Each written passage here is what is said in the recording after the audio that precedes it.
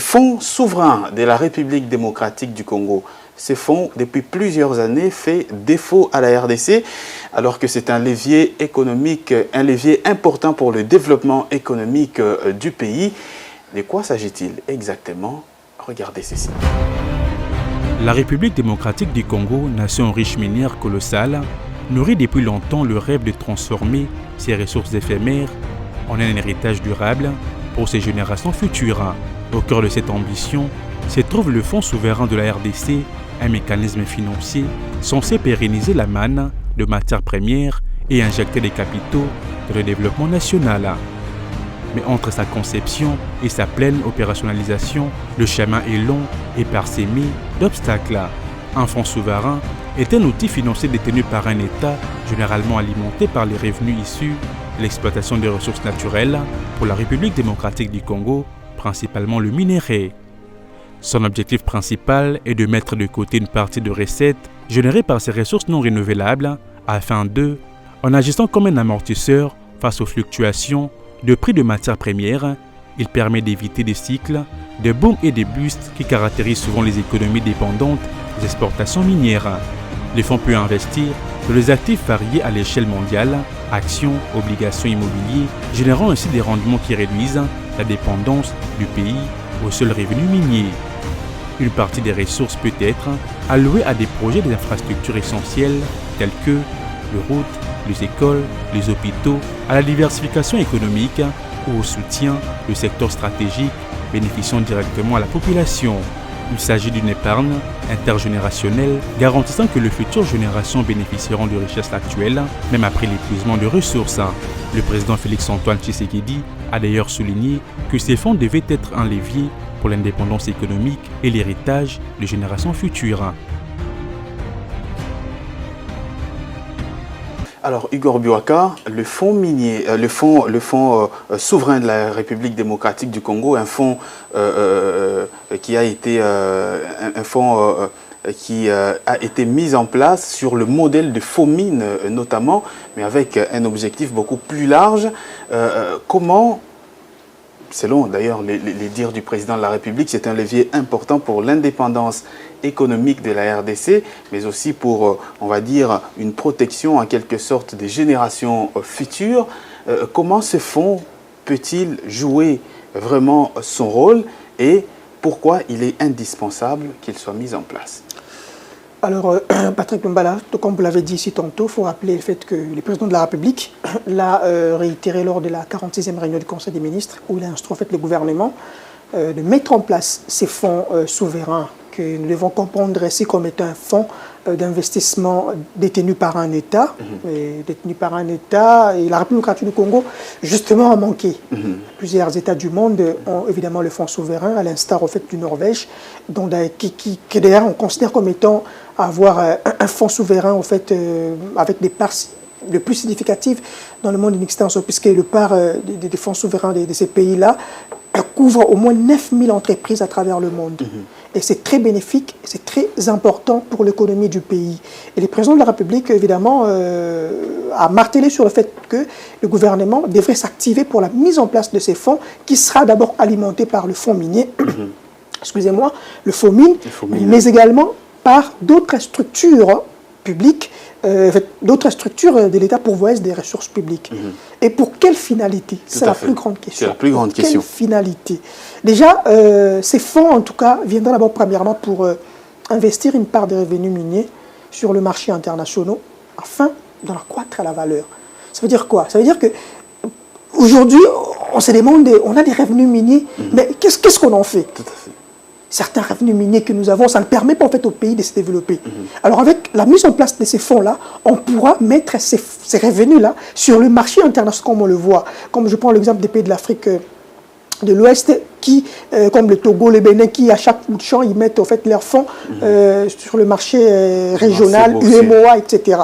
Le BRVM notamment de la Côte d'Ivoire. Et voilà. Et donc cela également permettra à la République du Congo d'être vraiment dynamique sur le plan régional, mais également sur le plan international. Et c'est très important, ça va permettre à ce que le pays, n'est-ce pas, soit un véritable... ça va permettre au pays de transformer, évidemment, ses ressources minières ou encore ses ressources naturelles en opportunités, des richesses pour la République démocratique du Congo. En fait, ça, c'est le premier aspect des choses. Le deuxième aspect des choses, avec la mise en place de ce fonds, ça va permettre de financer à long terme des infrastructures essentielles. On a parlé ici tantôt qu'on avait des difficultés de financer en fait, des infrastructures. On avait en fait cette difficulté de financer des projets d'investissement public parce qu'il n'y avait pas de mécanismes qui préalablement étaient investis pour financer en fait, ces projets-là. Mais avec la mise en place de ces fonds-là, voyez-vous, les fonds souverains, ça va permettre à ce qu'on puisse financer les infrastructures essentielles. Qu'est-ce qu'on appelle infrastructure essentielle, Patrick Lumbala? Un peu plus rapidement. On voit le route, on voit le barrage, on voit les infrastructures sanitaires, etc. Mais également, il faudrait que je l'évoque, Patrick Lumbala, ces fonds ont également été mis en place pour permettre à ce que l'on aboutisse à la diversification de l'économie nationale, en soutenant notamment le PME, en soutenant notamment l'industrialisation, en soutenant notamment l'innovation, mais également en se focalisant sur l'entrepreneuriat local. Voilà autant d'opportunités. Ça veut dire profiter de l'argent qu'on a à partir du secteur minier, par exemple, pour pouvoir diversifier et investir dans d'autres secteurs. Évidemment. Et c'est très important. Je crois que ce n'est pas vraiment le reste. Il y aura également d'autres missions. Il y a même d'autres missions qui ont été en fait assignées à ces fonds souverains. Donc je crois bien que le gouvernement va en tout cas s'activer pour sa mise en place. Tout à fait. Pour sa mise en place, c'est justement la question de la mise en place. Je reviens à vous, Tony Dibendila. C'est une volonté exprimée par le président de la République. Si déjà la Caisse nationale de péréquation, cela va faire pratiquement près de 2 décennies qu'elle a été instituée, n'est pas mise en place, est-ce que ce fonds souverain dont le gouvernement a la volonté de mettre en place, est-ce qu'il ne va pas connaître le même sort? Bon, je voudrais commencer par rappeler rapidement l'intérêt du fonds souverain. Il faudra savoir déjà que c'est un fonds d'investissement, un fonds de placement financier. Tout à fait. C'est-à-dire que son rôle, c'est aussi de gérer l'excédent de l'activité économique. Effectivement. On a évoqué ici les questions de déséquilibre dans les provinces. La Caisse nationale de péréquation n'arrive pas à financer les développements des provinces, l'équilibre de ces développements. Surtout qu'elle elle-même d'ailleurs, en fait, ne bénéficie pas des crédits adéquats. Et donc, ces fonds des souverains pourraient également venir seconder la Caisse nationale de péréquation en termes de création d'entreprises, par exemple, parce que le fonds, Igor l'a dit d'ailleurs, les fonds permettent aussi, parce que lorsqu'on gère déjà les excédents de l'activité économique, on voit les placements financiers, il y a des bourses ici et là à travers le monde, et les fonds peuvent aider justement à amener. Mais maintenant, la mise en place et l'opérationnalisation de ces fonds souverains dépendra également des intelligences qui seront mises en jeu, parce qu'on peut évoquer aujourd'hui, les fonds miniers fonctionnent, par exemple, les fonds miniers fonctionnent, on veut mettre à contribution les fonds miniers pour la mise en place de ces fonds souverains, mais j'ai évoqué les intelligences, mais également la structuration économique que nous-mêmes, nous voulons de notre pays, mais aussi, au-delà de cette structuration, la volonté politique. Les fonds, on peut les créer sur papier, mais après les fonctionnements, il doit y avoir des retombées réelles. Mais où est-ce que ces fonds souverains sera placé? Est-ce qu'on va prendre notre propre fonds souverain, aller le placer par exemple à la bourse de Londres, ou à quelle bourse? Alors que ça fait depuis l'avènement du président Tshisekedi au pouvoir, il y avait des promesses comme quoi il y aurait une place boursière en RDC. Mais voilà justement, je crois que la commission qui va être mise en place, ou ce qui est déjà, je crois, qui va être mise en place pour justement la concrétisation de ces fonds, va s'établir sur cette question-là. Est-ce qu'il faudra, parce qu'il n'y a pas longtemps, je crois même dans le Conseil des ministres, on avait évoqué la question de la création d'une bourse en RDC. Est-ce qu'il faudra créer une bourse, ou il faudra placer ailleurs? Mais c'est au moment opportun, parce que là, on est au niveau des souhaits du gouvernement en tout cas, qui vise à moderniser, l'économie congolaise. On est à ce niveau-là. On va attendre les intelligences qui seront mises sur table, les différents aspects qui seront évoqués et les différentes propositions qui seront recueillies. C'est à partir de là qu'on verra comment est-ce que ces fonds seraient effectivement utilisés. Tout à fait. Nous sommes presque à la fin de cette émission. On finit avec vous, Igor Blouaka. Oui, évidemment. Donc on ne peut pas parler au fait, de la mise en place de ces fonds sans évoquer au fait l'atout qu'ils représentent dans les générations futures. Parce que d'abord, ça a aussi pour vocation de constituer une épargne intergénérationnelle. Aujourd'hui, on parle de la problématique du développement.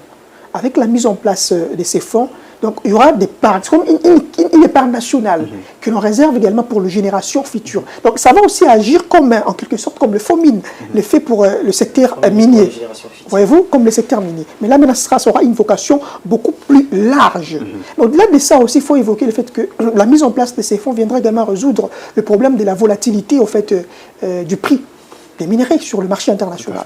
Donc ça va vraiment régler ces problèmes-là, mais aussi une des missions encore importantes qui lui a été assignée, c'est celle, évidemment, d'appuyer le programme que nous avons, le programme de développement local des 145 territoires. Et là, je trouve que c'est vraiment bien réfléchi à ce moment-là. Mais le plus grand problème ici, c'est sa mise en place. Mais moi, je trouve que la mise en place ne sera pas aussi difficile, puisque tous les mécanismes sont déjà établis. Ces questions, comme on l'a dit ici par Tony, c'est question justement de la volonté politique. Tout à fait, tout à fait. Est-ce qu'on va pas se retrouver, on va peut-être finir par là, Tony Dibendila, dans une sorte de pollution des fonds? Nous avons le fonds Narev, nous avons le fonds minier, nous avons le fonds souverain, mais finalement, qui sur les terrains, ça reste encore non, mais ce n'est pas un problème, c'est une question d'objectif. C'est quoi l'objectif poursuivi par le Congo? Mais si on se rend compte qu'à un certain moment, on est bloqué, on peut rétropédaler. Je crois que vous avez suivi il n'y a pas longtemps la demande du chef de l'État de la suppression de certaines structures qui sont devenues budgétivores pour les budgets, les trésors publics. Et donc, si pour l'instant, il n'y a pas de blocage, on avance. Et si on se rend compte qu'il y a blocage quelque part, il y a prolifération de ces fonds qu'il fallait rétropédaler, et à ce moment-là, il y aura un rétropédalage. Mais pour l'instant, comme on est au niveau de souhait, on regarde l'évolution de la question. On regarde l'évolution de la question et on voit jusqu'où ça va nous mener. Merci Igor Biwaka. Merci Patrick. Merci Tony Dibendila. Merci. Et merci à vous aussi d'avoir suivi cette émission. C'est terminé pour aujourd'hui. On vous retrouve demain justement pour un nouveau numéro de votre programme, mais aussi pour le décryptage de l'actualité économique vue de la rédaction d'Ecofin Télévision. À très vite.